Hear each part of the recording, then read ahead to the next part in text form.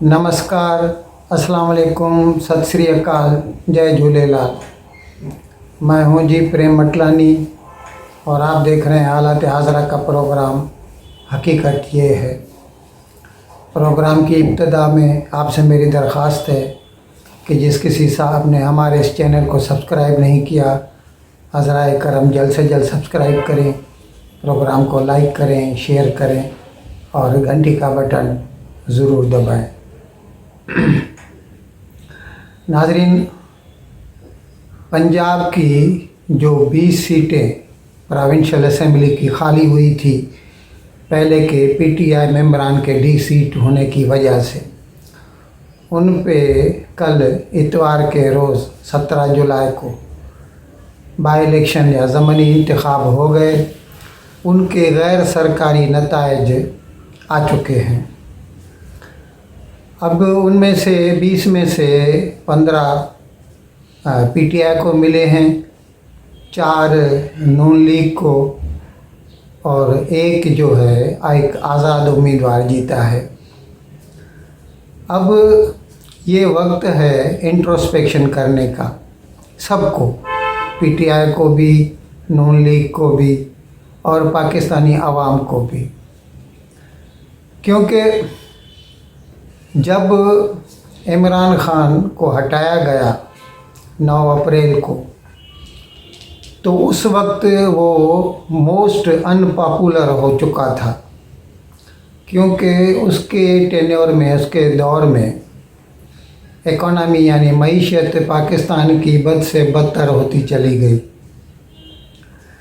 लेकिन जब ये हुकूमत में तब्दीली आई और पीडीएम जो मतलब नून लीग और उसकी मखलूत हुकूमत पावर में आई सेंटर में, फिर उसके कहने से फिर पंजाब में भी चेंज ऑफ गार्ड हुआ। उस्मान बुज़दार को हटाया गया, हमजा शहबाज को लाया गया, जिसमें से वो 25 अरकान ने हमजा शहबाज के हक़ में वोट दिया। तो वो और उसके बाद जो इनको फॉरेन एक्सचेंज की कमी हुई और फिर आईएमएफ से लोन लेने की वजह से इनको कई अनपॉपुलर डिसीशंस लेने पड़े। अब आम जो मतलब आवाम होती है वो इतनी गहरी नज़र नहीं रख सकती, उन्हें हर चीज़ सतही दिखाई देती है।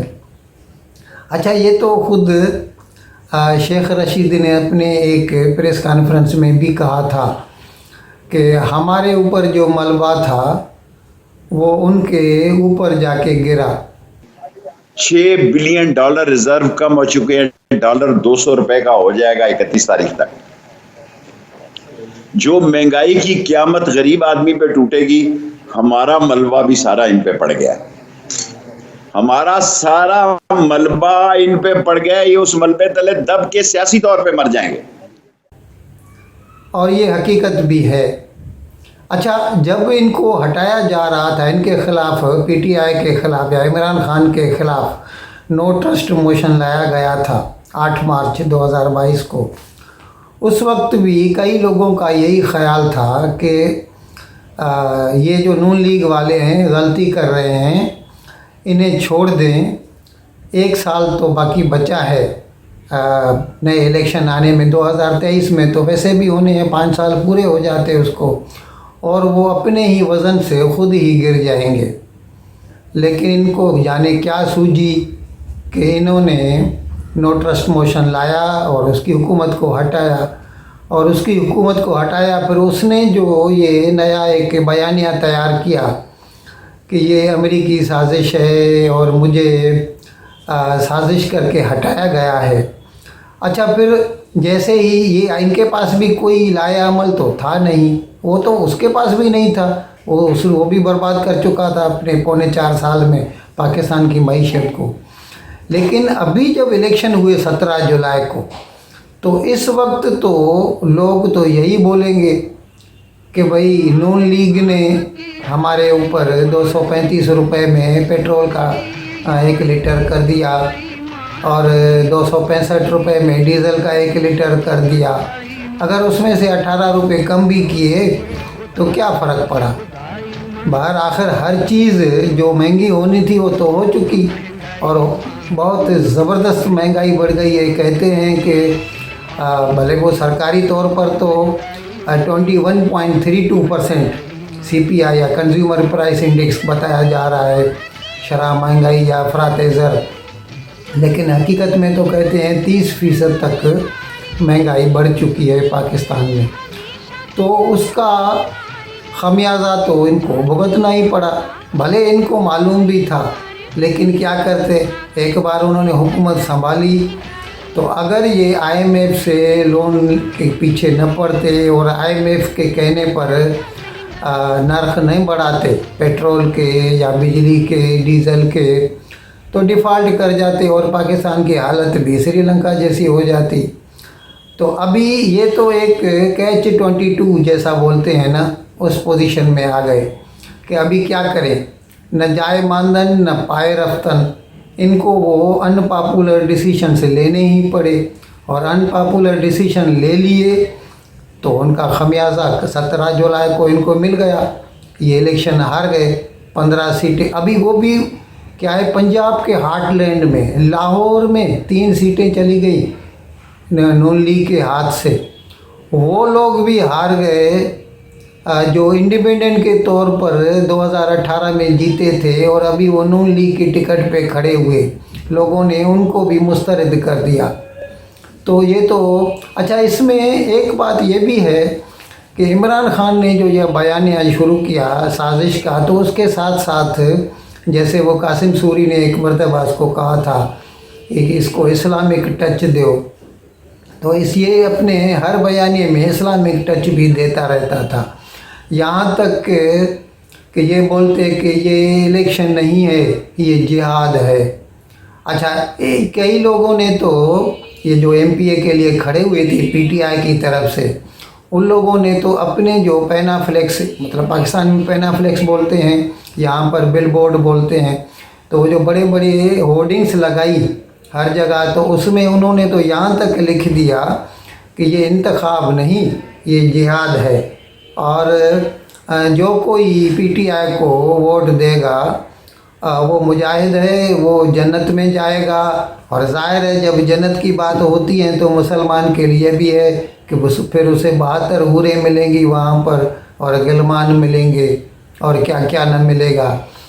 तो ये जो इस्लामिक टच उसने दे दिया वो भी, और महंगाई, मतलब यक न शुद्ध दो शुद्ध, और उसका नतीजा नून लीग जो है ना, उसका महल ताश के पत्तों की तरह ढह गया। शाह महमूद कुरैशी, वो जो PTI के दौर में वज़ीर ख़ारजा था, और वो 2018 में सूबाई असम्बली का इलेक्शन लड़ा था अपने वो कॉन्स्टिट्यूंसी से, अपने हलके से, और वो इलेक्शन हार गया था इसके अगेन में, वो क्या नाम है उसका, सलमान नईम से। और फिर वो सलमान नईम आज़ाद उम्मीदवार के तौर पर उस वक़्त खड़ा हुआ था, और फिर वो बाद में PTI ज्वाइन कर ली उसने। इस मरतबा 2022 में जब ज़मनी इंतखाब हुए तो वहीं पर वही सलमान नईम नून लीग की तरफ से इलेक्शन लड़ा, और उसके मुकाबले में शाह महमूद का बेटा ज़ैन कुरैशी आया। तो अभी क्या है कि जो पब्लिक का मूड बदल गया, बावजूद इसके कि वो उसकी एक लिहाज से सलमान नईम की जैसे मौरूसी सीट थी वो, लेकिन फिर भी वो अपनी मौरूसी सीट को भी बचा न सका, और वहाँ पर भी इमरान खान का जादू काम कर गया, और कल के इलेक्शन में ज़ैन कुरैशी कामयाब करार पाए। अमेरिका के न्यू जर्सी शहर में पाकिस्तानी डॉक्टरों की एक कन्वेंशन हुआ।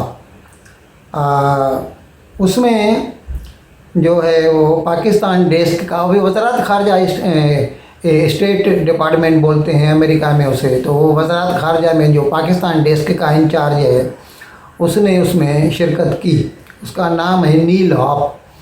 उसने उसमें तकरीर करते हुए कहा कि हमें बड़ा दुख होता है जब इमरान खान हमारे ऊपर इल्ज़ाम लगाता है रिजीम चेंज का, जबकि हमारा इससे दूर दूर का भी कोई वास्ता नहीं। लेकिन हम फिर भी चाहते हैं कि कोई भी हुकूमत हो पाकिस्तान में, हम उनसे अच्छे ताल्लुकात चाहते हैं।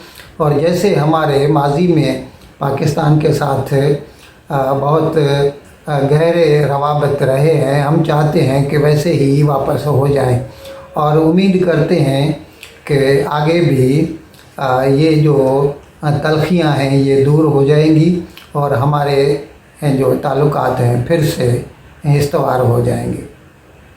इन अल्फाज के साथ मैं आज का प्रोग्राम ख़त्म करने की आपसे इजाज़त चाहता हूँ, लेकिन विदाई लेने से पहले एक मरतबा फिर आपसे मेरी दरख्वास्त है कि जिस किसी साहब या साहिबा ने हमारे इस चैनल को सब्सक्राइब नहीं किया, अज़राए करम जल्द से जल्द इसको सब्सक्राइब करें, प्रोग्राम को लाइक करें, शेयर करें और घंटी का बटन दबाना न भूलें।